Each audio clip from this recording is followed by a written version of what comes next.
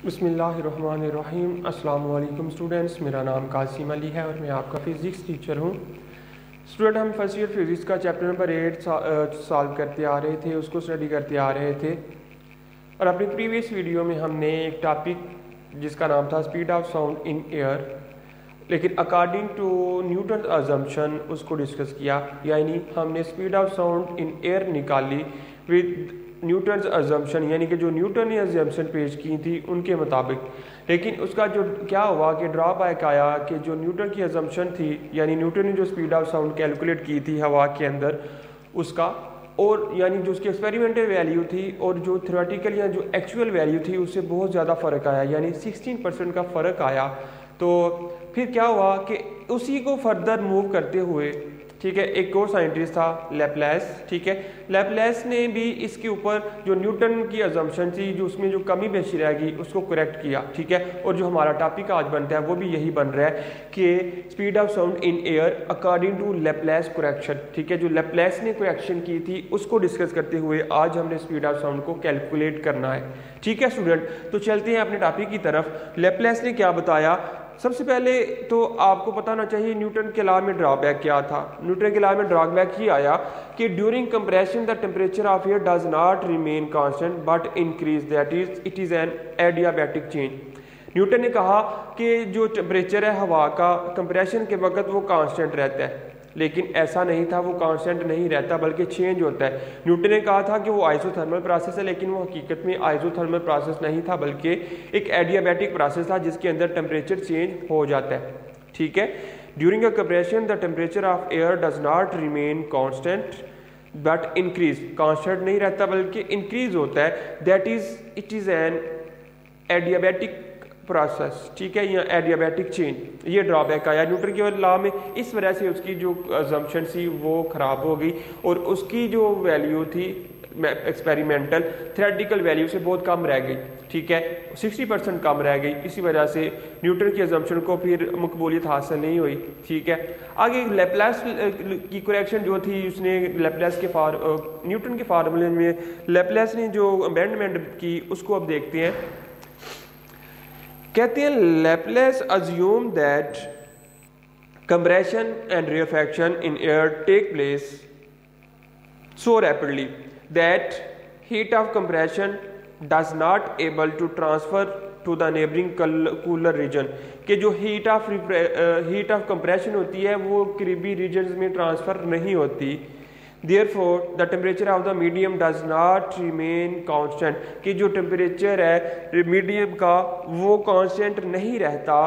Boils कहता है that is it is an adiabatic change. वो वापस वो क्या था, उसने भी ये लैपलेस ने यही कहा था कि वो एडियाबैटिक चेंज है, लेकिन था तो ये एडियाबैटिक ही चेंज, लेकिन न्यूटन ने कहा था कि एडियाबैटिक नहीं है बल्कि ये एक आइसोथर्मल है कि इसका टेम्परेचर जो है कंप्रेशन के दरमियान वो कांस्टेंट रहेगा, लेकिन वो कांस्टेंट नहीं रहा बल्कि इंक्रीज हुआ। लैपलेस ने इसी को आगे लेकर फर्दर मूव किया था, लेकिन न्यूटन ने इसके अकॉर्डिंग मूव नहीं किया, इस वजह से उसका जो आंसर है वो गलत आ गया। अब कहते हैं according to Boyle's law P V gamma constant, P V according to Boyle's law, थोड़ी सी मैं इसकी थ्योरी लिख दूं। कहते हैं Laplace assume that compression and rarefaction, Laplace assume that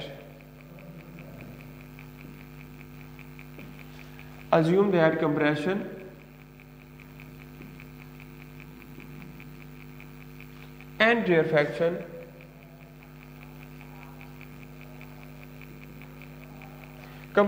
and rarefaction in air take place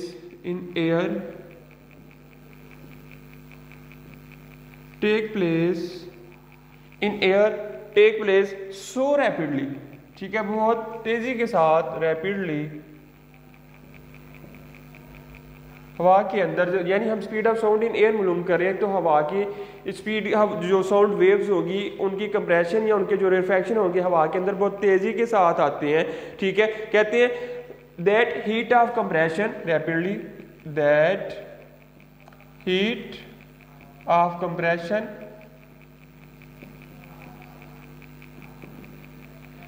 does not remain constant, ठीक है, does not remain constant, does not remain constant, does not remain constant, ठीक है, वो constant नहीं रहती, ठीक है, ये आपने याद रखना है, बस ये इसकी स्टेटमेंट है। फिर ना तो वो अपने कूलर रीजन में ट्रांसफर होती है, ठीक है, कूलर रीजन में ट्रांसफर नहीं होती तो वो कांस्टेंट नहीं रहेगी बल्कि उसका टेम्परेचर बढ़ता जाएगा, और टेम्परेचर बढ़ने की वजह से हम इसको क्या कह लेते हैं, दैट इज, मैं ये लिख देता हूं, that is it is an adiabatic, it is an adiabatic change, ठीक है, ये एक आपके पास जो चेंज आ रहा है वो एडियाबैटिक चेंज आ रहा है। कहते हैं according to Boyle's law, according to Boyle's law,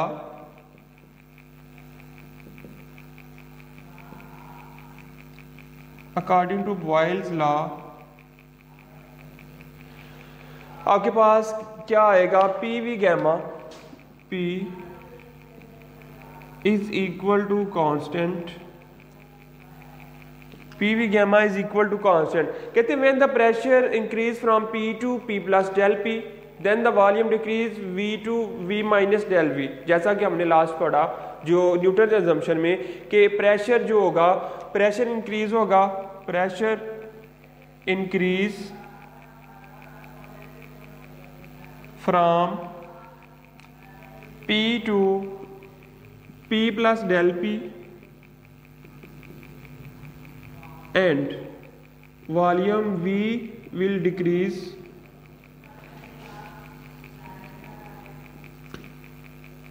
from V minus del V, ठीक है, जितना वॉल्यूम में कमी आएगी उतनी प्रेशर में इजाफा होगा, ठीक है, वॉल्यूम इंक्रीज कर रहा है तो प्रेशर क्या कर रहा है, डिक्रीज कर रहा है। अब सेम इसी तरह P V gamma is equal to P plus del P into P minus और V minus del V, V minus del V। फिर कहते हैं गैमा जो एक रेशो है किसकी है, molar heat capacity at constant pressure divided by molar heat capacity at constant volume, ठीक है, gamma is equal to Cp over Cv। तो आपने क्या कहना है, लिखना है इधर जो गैमा आपके पास आ रहा है, gamma is equal to Cp over Cv, ठीक है, ये Cp क्या है, molar heat capacity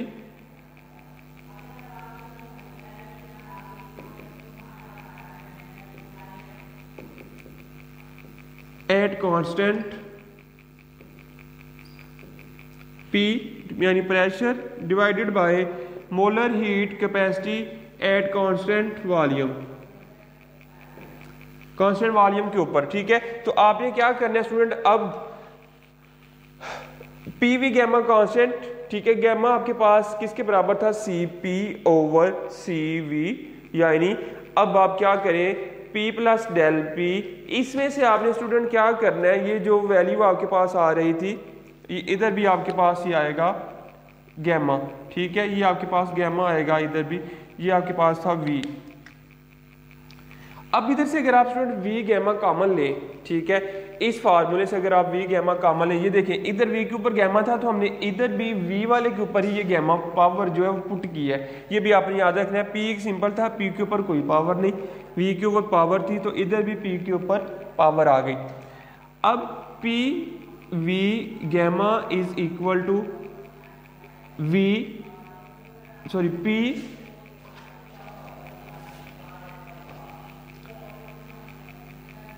P plus del P into इधर से आपने V गैमा कांस्टेंट लेना है, 1 minus del V divided by V, ये आपके पास आ गई वैल्यू, ठीक है।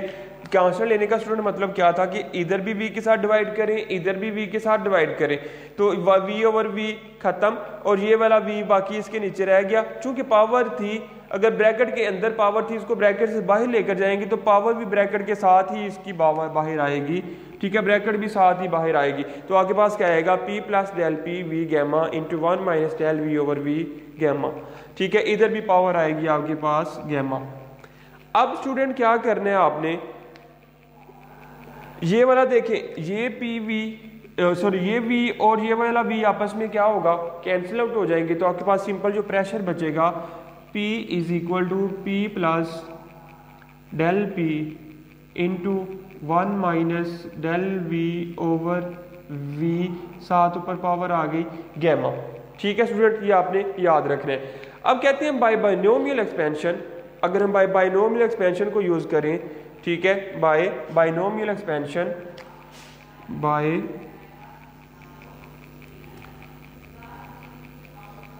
बाइनोमियल एक्सपेंशन, बाइनोमियल एक्सपेंशन को यूज करते हुए अगर हम इसको हल करें, ठीक है, तो बाइनोमियल एक्सपेंशन क्या होती है स्टूडेंट, बेसिकली आपने वो याद रखना है, एक formula 1 plus x raise to power n, ठीक है, 1 ही रहेगा, ये मस्ट है। x कुछ भी हो सकता है और n पावर है, ठीक है, ये पावर भी कुछ भी हो सकती है। इसका जो आंसर आएगा वो आएगा 1 प्लस nx प्लस बाकी आपके पास आएगा into n minus 1 power n divided by 2 factorial and up to so on. ये आगे ऐसे ही चलता जाएगा, ठीक है, आपने याद रखना है nx minus 1 into x square, ठीक है, n इंटू n माइनस 1 साथ आ जाएगा एक्स स्क्वायर।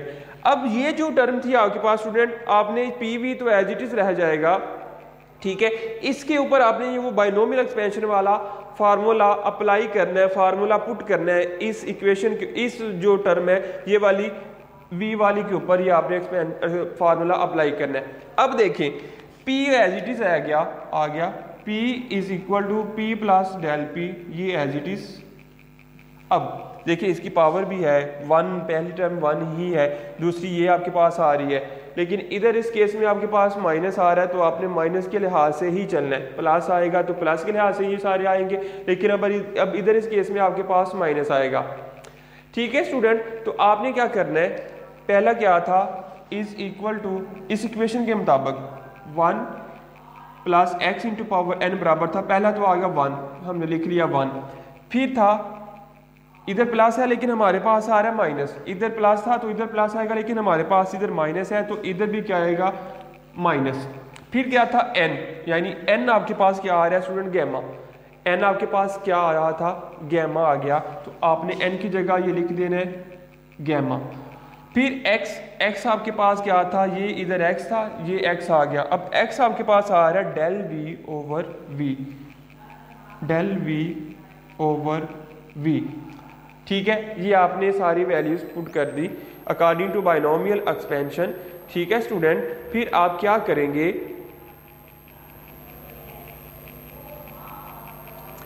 बाकी कहते हैं neglecting square and higher powers of del V, बाकी आपने क्या वो करना है, निगलेक्ट कर देनी है बाकी वैल्यूज, ठीक है, निगलेक्टिंग वैल्यूज, ठीक है, ये आपके पास इतने ही आ जाएगी, ठीक है, ये इक्वल नहीं आ रहा, ये साथ इसके मल्टीप्लाई हो रहा था, ठीक है, ये दोनों टर्म इक्वेशन या दोनों आपके पास ब्रैकेट से एक दूसरे के साथ मल्टीप्लाई हो रही थी। अब इनको आपने कर देना मल्टीप्लाई, जब p को आप p के साथ करेंगे तो p को इसके साथ करेंगे तो minus p gamma del v over v, फिर डेल p को इसके साथ करेंगे तो प्लस डेल p, इसके साथ करेंगे तो minus del p del v divided by v और साथ आ जाएगा गैमा। ठीक है, ये वैल्यू यहाँ तक रहेगी और हर वैल्यूज हमने क्या किया हुआ है, उनको निगलेक्ट किया हुआ है। फिर स्टूडेंट वही बात जैसा कि हमने अपने प्रीवियस न्यूटन असम्पशन में भी कहा था कि जो चेंज आ रहा है, ठीक है, हमने कहा था जो चेंज है, ठीक है, मैं साथ इधर मेंशन भी कर देता हूँ, चेंज इज स्मॉल, ठीक है, चेंज इज स्मॉल। तो चेंज स्मॉल होने की वजह से हमने क्या किया था कि जो डेल पी था और जो डेल वी था उन दोनों को हमने निगलेक्ट किया। निगलेक्ट करने की स्टूडेंट एक वजह यह भी होती है कि जब आप मल्टीप्लिकेशन की बात करते हैं, अगर आपके पास एक टर्म छोटी है दूसरी बड़ी है, मल्टीप्लाई करेंगे आंसर मेंटेन रहेगा, इतना छोटा नहीं आएगा। लेकिन जब आपके पास एक आंसर छोटा है, आप मल्टीप्लाई भी उसको छोटे के साथ ही करें, यानी पॉइंट्स की कोई वैल्यू है, आप उसको पॉइंट्स वाली वैल्यू के साथ ही मल्टीप्लाई करेंगे तो आंसर ज़्यादा छोटा आएगा आपके पास। यही वजह है हमने कहा कि जो डेल वी था वो भी स्मॉल चेंज था, यानी छोटी वैल्यू थी, डेल पी जो था वो भी स्मॉल चेंज था, यानी छोटी वैल्यू थी।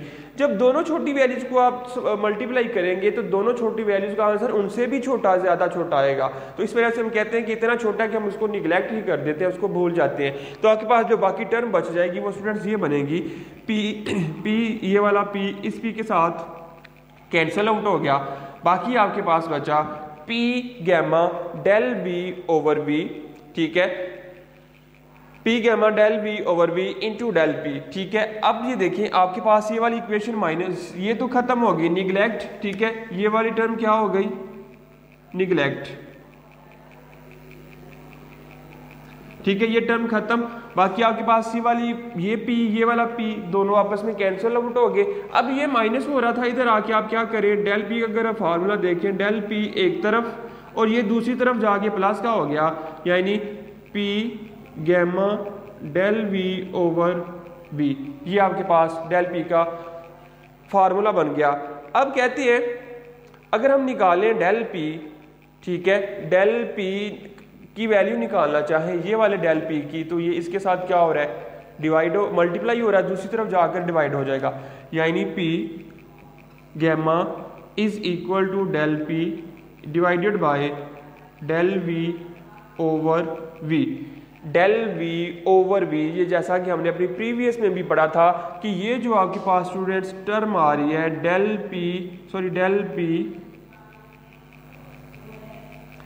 वी ओवर वी, ये आपके पास है इलास्टिसिटी, ये जो आपके पास टर्म आ रही है वो आ रही है elasticity which is equal to E.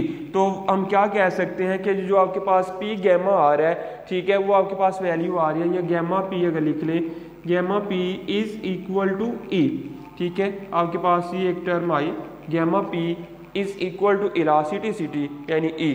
तो अब आपके पास स्टूडेंट जो इक्वेशन थी, equation of speed of sound हमने जो लिखी थी, v is equal to E over rho square root, इस ई की जगह आपने ये वैल्यू पुट कर देनी है, v is equal to gamma P divided by rho, साथ में आ जाएगा स्क्वायर रूट, ठीक है। ये स्टूडेंट आपके पास वैल्यू बन गई वेलोसिटी की, ठीक है, यानी स्पीड ऑफ साउंड की अकॉर्डिंग टू लैप्लेस करेक्शन। अब जो वैल्यूज गिवन थी वो क्या थी कि अगर p की जो वैल्यू हम पुट करें, ठीक है, p की वैल्यू अगर हम पुट करें वो आपके पास वही दोबारा जो हमारे पास थी वैल्यूज मैं इधर पुट कर रहा हूँ, कहते हैं p इज इक्वल टू था 1.01 इंटू 10 की पावर 5, रो आपके पास था 1.29, ठीक है, और जो गैमा आपके पास आ रहा है, ठीक है, गैमा जो आपके पास आ रहा है, गैमा की जो वैल्यू स्टूडेंट्स आपके पास आती है वो आती है 1.41, ठीक है, वो आपके पास वैल्यू आएगी 1.41। अब आपने इन सब को क्या करना है, इन सब की वैल्यूज को पुट कर देना है, ठीक है, वैल्यूज को पुट करने के बाद आपके पास क्या आएगा, v is equal to gamma की जगह 1.41 इंटू पी की जगह 1.01 डिवाइडेड बाय गैमा की जगह डेंसिटी की जगह 1.29। अब इनका ले लें आप स्क्वायर रूट, और स्क्वायर रूट लेने के बाद स्टूडेंट जब आपके पास जो आंसर आएगा वो आंसर आएगा 330 metre per second. v is equal to 333 metre per second. तो ये आपके पास आंसर आया था जो कि एक्चुअल वैल्यू या थ्योरेटिकल वैल्यू के बहुत ही करीब आंसर था, ठीक है। जो थ्योरेटिकल वैल्यू थी हमारे पास वो थी 32, ठीक है, जो एक्चुअल वैल्यू थी वो थी 332 मीटर पर सेकंड। और ये जो लैप्लेस ने कैलकुलेशन की, लैप्लेस की करेक्शन के ये से या उसने जो फार्मूला पेश किया उसकी वजह से जो आंसर आया था स्पीड ऑफ साउंड का इन एयर, वो आंसर आया था 333 मीटर पर सेकंड, यानी एक्चुअल और एक्सपेरिमेंटल वैल्यू तकरीबन बराबर थे, सिर्फ एक डिजिट का फ़र्क आ रहा है, और 3 की जगह 2 की जगह 3, बाकी तकरीबन बहुत ज़्यादा करीब वैल्यू थी। तो हम ये कह सकते हैं कि जो लैप्लेस की करेक्शन थी वो बिल्कुल अच्छी थी। Which is close to experiment value of 332 metre per second. ठीक है, तो ये था स्टूडेंट हमारे पास लैपलेस करेक्शन। मैथमेटिकल फॉर्म है, इसकी सारी मैथमेटिकल प्रूफ है, इतनी डिफ़िकल्ट नहीं है। आपने याद रखना है दोनों न्यूटन्स और लैपलेस में तकरीबन सेम ही तरीकाकार एक यूज़ हो रहा है। सिर्फ इसमें जो इजाफी आया था वो था ये बाइनोमियल एक्सपेंशन, कि इस एक्सपेंशन की मदद से आपने ये जो आपके पास टर्म आ रही थी वॉल्यूम वाली, इसको एक्सपेंड करना है। ठीक है, तो आपके पास ये करेक्शन आ जाएगी 333 मीटर पर सेकेंड। तो स्टूडेंट ये थी हमारे पास speed of sound in air complete topic आपके पास according to Newton's assumption and according to Laplace correction. ये दोनों आपने अच्छी तरह से इनको प्रिपेयर करना है और मुझे उम्मीद है कि आपको इनकी अच्छी तरह से समझ भी आई होगी। तो स्टूडेंट मिलते हैं फिर हम अपनी नेक्स्ट वीडियो में अपने नेक्स्ट टॉपिक के साथ। तब तक के लिए मुझे इजाज़त दीजिएगा। अल्लाह हाफिज़। वीडियो पसंद आई तो लाइक करें, अपनी राय कमेंट करें। ऐसे ही मजीद वीडियोस के लिए हमारा चैनल सब्सक्राइब करें और बेल का आइकन दबाएं ताकि आपको हर वीडियो का नोटिफिकेशन मिलता रहे।